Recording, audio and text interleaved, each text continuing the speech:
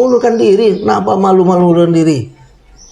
Kamu lebih sakit, lebih tersiksa nanti kalau disiksa Allah.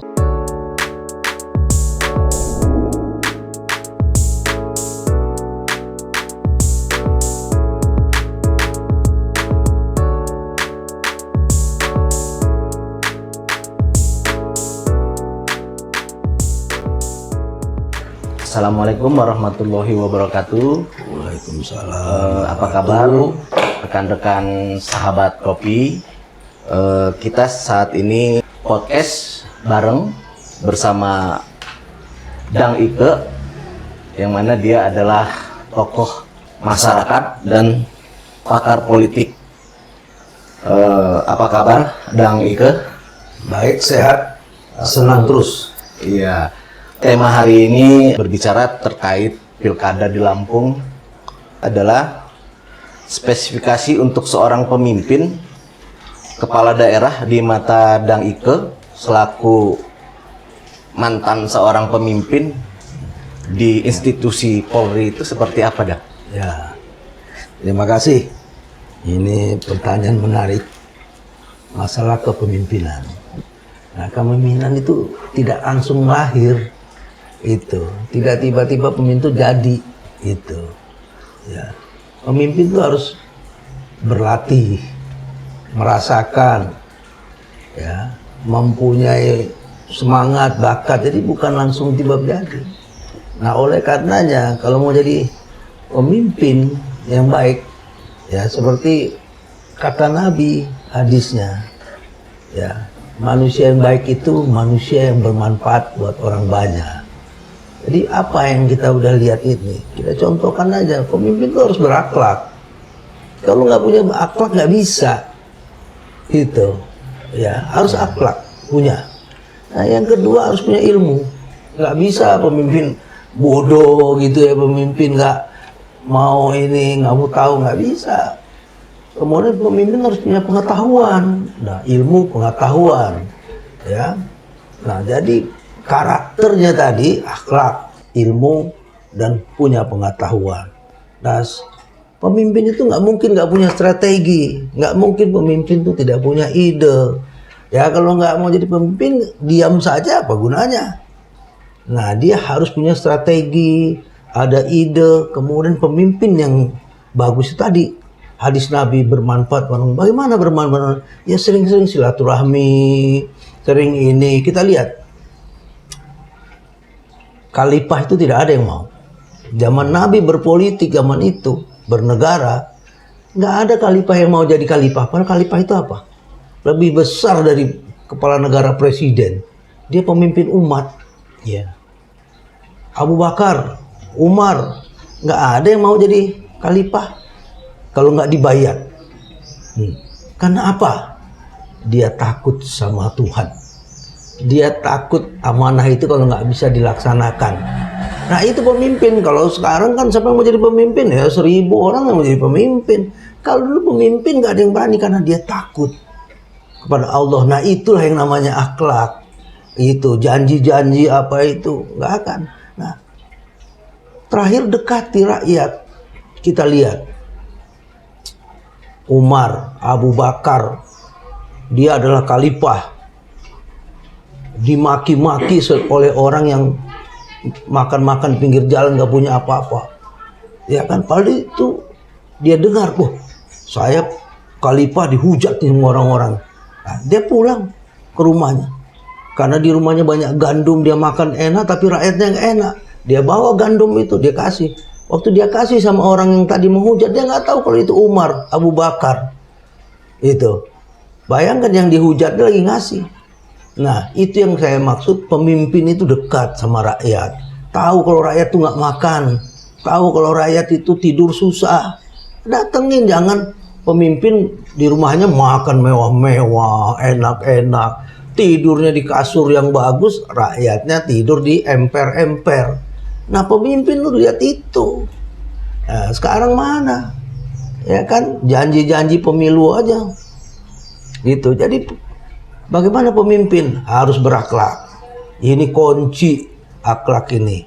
Kedua punya ilmu. Kalau nggak ada otaknya ya ngapain?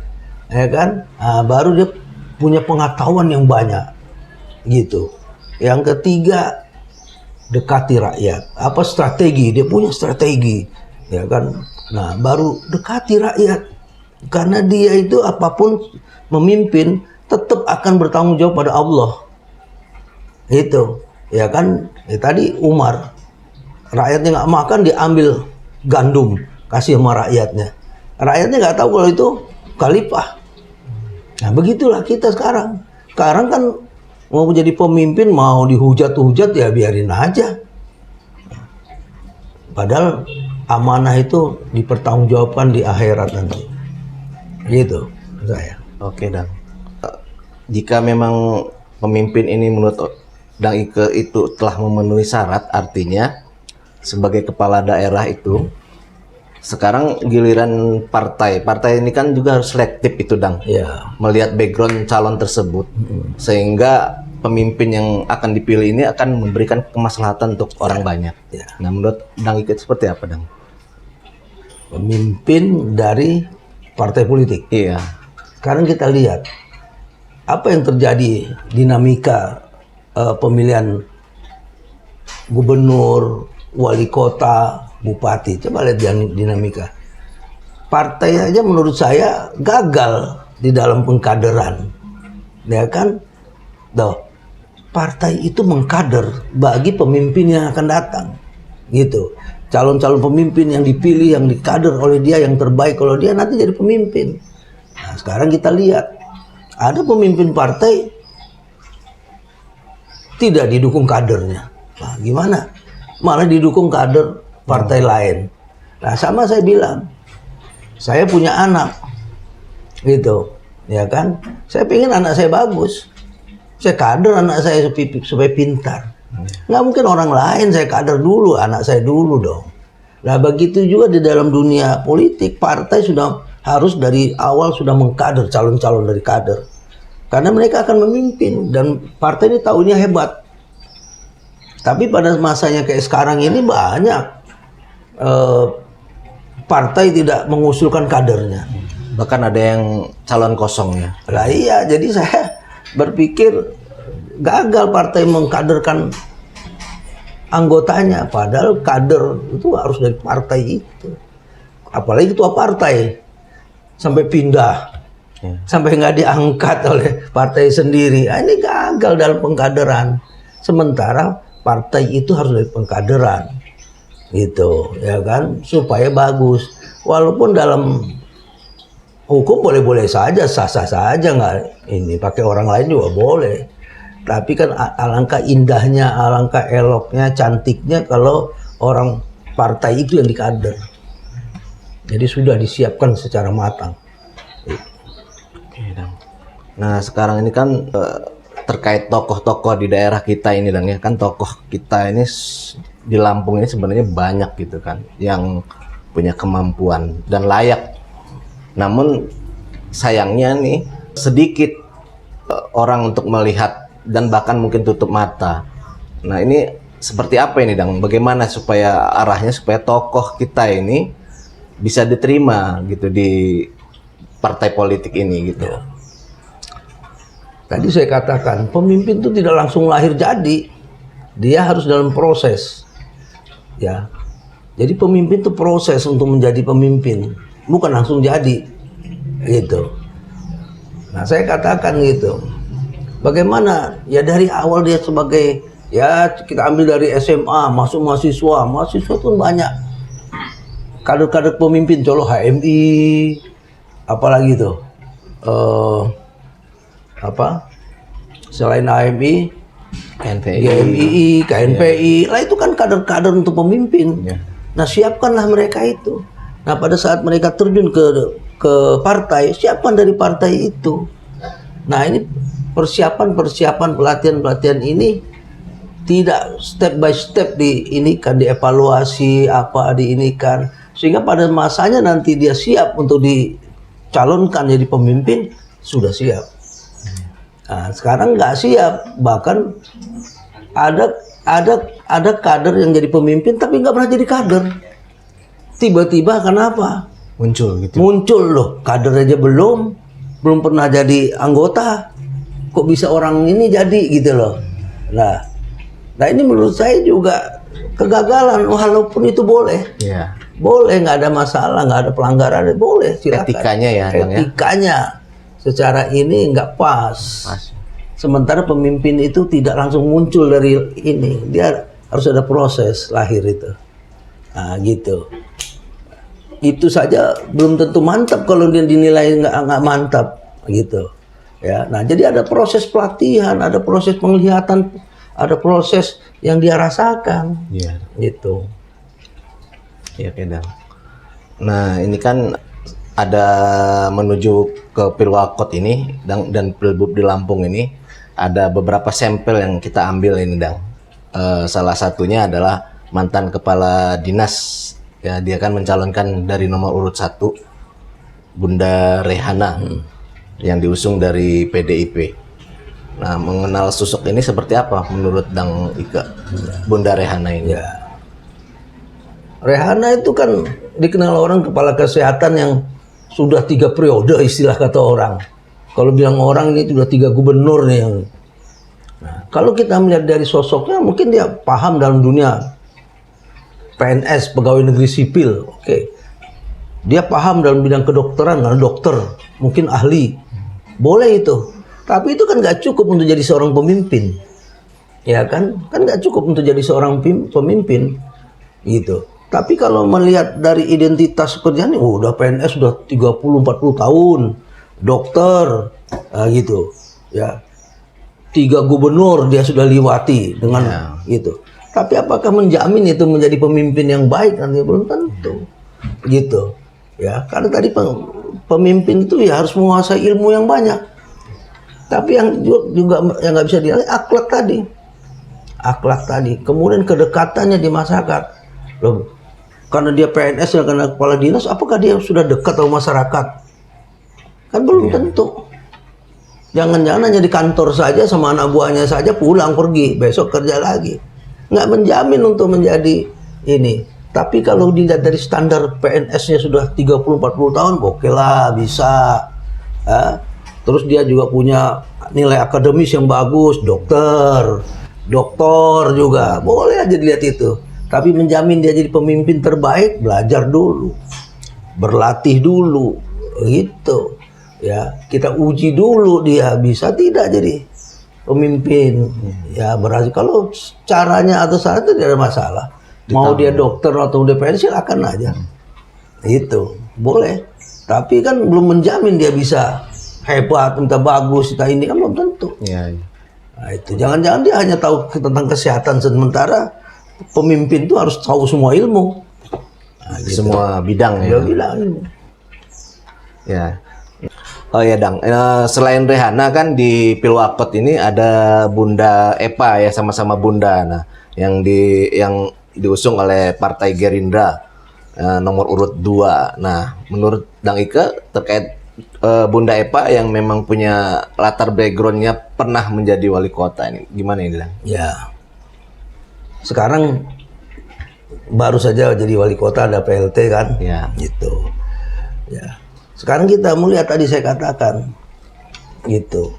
Secara kepemimpinan dia sudah pernah mimpin, pernah juga mimpin partai politik, ya kan? Secara akademis dia bisa, sudah sarjana. Pengalamannya menjadi istri wali kota ada, karena suaminya pernah jadi wali kota. Nah, tapi dalam perjalanan 4 tahun apa menjamin dia baik? Kan ini yang paling penting. Nah, saya tadi menyampaikan wali kota itu harus berakhlak, banyak ilmu, banyak pengetahuan. Nah, waktu ngejabat harus punya strategi bagaimana memajukan Lampung dalam segi perekonomian, kemiskinan, tenaga kerja. Karena ini yang dibutuhkan rakyat, kesehatan, gitu. Masalah pekerjaan jalan umum, transformasi bagus tidak, gitu. Lah ini calon. Nah, tapi kan kita juga bisa melihat 4 tahun ini apa? Sudah itu Bu Epa, kan suaminya 10 tahun yang memimpin. Iya. Apa hasilnya Bumi Lampung, Bandar Lampung ini? Apa hebat? Bandar Lampung ini. Nah, sekarang dipimpin istrinya 5 tahun ini, apa juga hebat. Lah, Apakah ada melihat perubahan? dari situ saja, jangan-jangan nanti anaknya lagi jadi. Loh ini kan bisa dilihat orang nih, nepotisme nanti Iya. terjadi, suami, istri, anak. Terus selama 15 tahun ini, apa iya Bandar Lampung menjadi terhebat di Indonesia? Dari segi ekonomi, Bandar Lampung terbaik di Indonesia. Dari segi pendidikan, terbaik di Indonesia. Dari segi kesehatan, terbaik di Indonesia. Karena 10 kota besar. Apa masuk tuh semuanya itu? Ya. Bandar Lampung adalah kota terbaik di Indonesia. Lah, kita dengar aja sampah masih ada. Masih nomor 2 katanya sampah terkotor di kota-kota besar di Indonesia ini setelah Medan. Nah, jadi bagi saya Bu Rehana maupun Bu Epa secara politik boleh-boleh saja. Tapi pada saat Anda menjadi wali kota, bisa nggak wali kota terbaik? Saya nggak perlu wali kotanya yang terbaik, tapi kota Madia Bandar Lampung ini terbaik. Karena kalau saya sudah bilang kota Madia terbaik di Lampung, tukang jamu pun merasakan, tukang becak juga merasakan, tukang jual bakso merasakan, supir mobil merasakan kalau kota Madia Bandar Lampung terbaik. Bukan wali kotanya, Bukan wali kota baik ya? bukan Tapi wali rakyatnya kota yang terbaik. dirasakan. Nah gitu.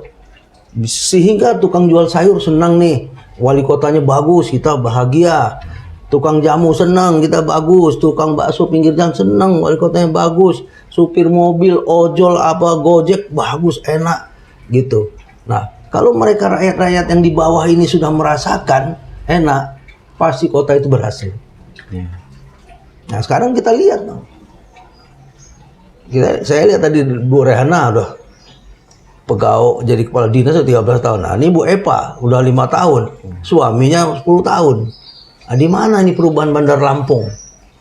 Kalau menurut saya kriterianya bagaimana angka kemiskinan, bagaimana perkembangan ekonomi, bagaimana kesejahteraan rakyat. Karena politik itu membawa kesejahteraan rakyat.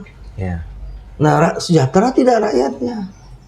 Gitu loh. Jangan nanti mimpin lagi enggak juga bagus-bagus. Ingat kita bilang politik Abu Bakar, Umar itu, dia orang takut semua jadi khalifah. Ya. Padahal khalifah itu raja, kepala negara itu. Kenapa kata Umar? Aku takut sama Allah. Kata Abu Bakar, aku takut betul dengan amanah itu kalau nggak aku laksanakan. Tapi sekarang orang bondong-bondong mau jadi pemimpin. Nah, amanah apa tidak pemimpinnya? Kedua, hadis Rasul. Orang baik, orang yang bermanfaat buat orang banyak. Nah, itulah. Ya. Ya, ini terkait ini, Dang. Untuk Pilgub Lampung. Nah, ini kan ada 2, Dang. Nah, untuk nomor urut 1 ini adalah Gubernur Lampung Pak Arinal Junaidi yang diusung PDIP. Nah, sosok Arinal ini dari kacamatanya Dang Ike itu seperti apa, Dang? Dari segi pendidikan, dari segi pengalaman, nggak ada yang meragukan Arinal sama Sutono. Satunya mantan sekda 2 kali. Arinal mantan sekda Lampung, Sutono juga mantan sekda Lampung.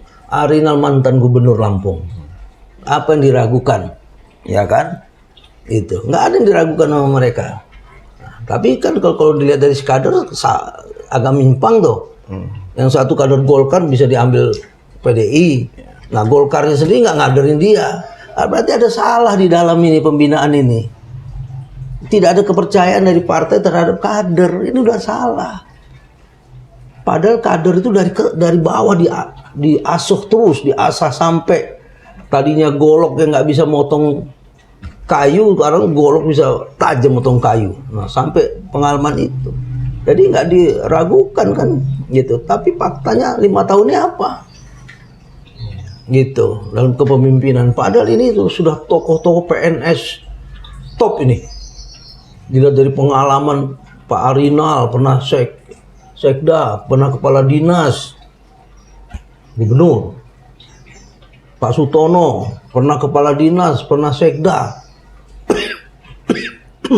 baik sekda kabupaten, sekda provinsi. Sekarang mereka disatukan lagi. 40 tahun, 30 tahun mengabdi di PNS-nya Provinsi Lampung. Apa kurangnya? Nah, Pak Arinal sudah menjadi gubernur 5 tahun. Masih banyak di sana sini kekurangan yang mengkritiknya masih ada. Gitu. Nah, tadi saya bilang, pokoknya jadi pemimpin tuh berakhlak. Punya ilmu, punya pengetahuan, dan punya strategi. Ya kalau nggak punya strategi nggak bisa jadi pemimpin. Nah yang terakhir, dekat sama rakyat. Tadi saya katakan, Umar bin Khattab, istrinya ditanya, kita banyak makanan? Iya. Saya sudah keliling sana, banyak orang miskin. Sini saya bawa langsung. Waktu dikasih ke orang itu, masih dimarahin. Padahal yang ngasih Umar. Gitu. Yang ngasih makan Abu Bakar. Tapi mereka yang dikasih makan ini ngumpet. Karena nggak tahu Umar. Lah ini pemimpin namanya. Ya kan? Umar sampai tidur di emper-emper. Umar sampai tidur di masjid. Ini contoh pemimpin.